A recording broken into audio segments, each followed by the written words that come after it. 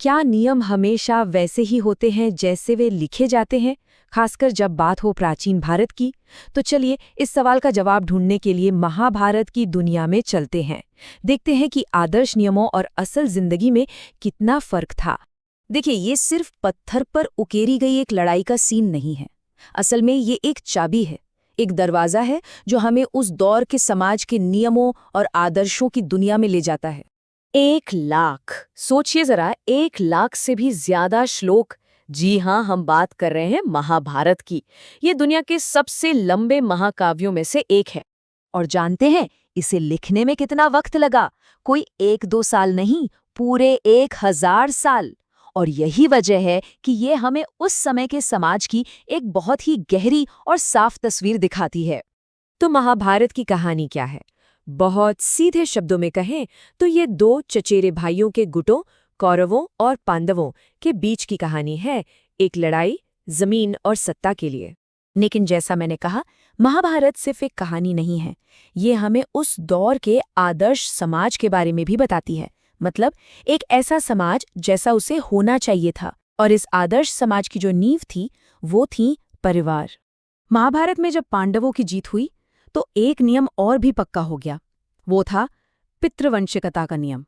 इसका सीधा सा मतलब था कि पिता के बाद सब कुछ, मतलब सब कुछ बेटे का होगा, चाहे वो संपत्ति हो या फिर राजगद्दी।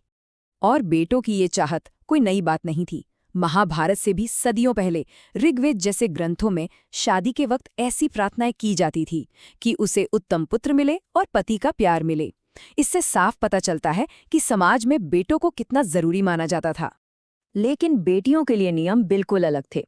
परिवार की संपत्ति पर उनका कोई हक नहीं होता था और उनसे उम्मीद की जाती थी कि उनकी शादी अपने खानदान या गोत्र से बाहर होगी। इसी को कहते हैं बहिर्विवाह पद्धति। तो इस सिस्टम के 2 बड़े नियम थे। पहला, शादी के बाद औरत को अपने पति का गोत्र अपनाना होगा। और दूसरा, एक ही गोत्र के लोग आपस में शादी नहीं कर सकते थे। बिल्कुल नहीं। अब तक तो सब कुछ बड़ा सीधा साधा लग रहा है ना? नियम बने हुए थे, लेकिन क्या वाकई सब कुछ इन नियमों के हिसाब से ही चल रहा था? शायद नहीं। इतिहास के पन्ने कुछ और ही कहानी सुनाते हैं। चलिए अब एक ऐसे शक्तिशाली शाही परिवार से मिलते हैं जो इन नियमों को, कह सकते हैं, ज्यादा गंभीरता से नहीं लेते थे। ये थे सातवाहन शासक।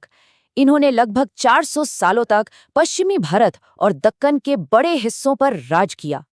और यहाँ पर एक बहुत दिलचस्प बात सामने आती है। सातवाहन रानियां शादी के बाद भी अपने पति का नहीं बल्कि अपने पिता का गोत्र ही इस्तेमाल करती थीं।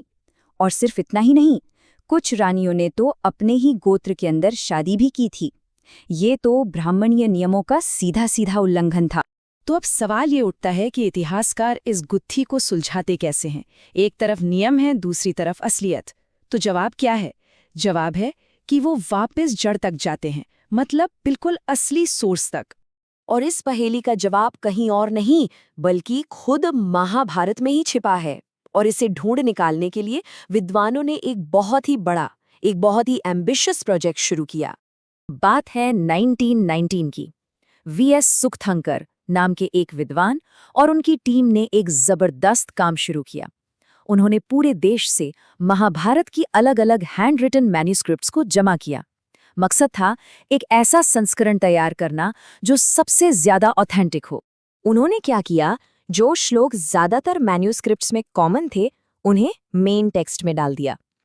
लेकिन असली जासूसी का काम तो अब शुरू होने वाला था।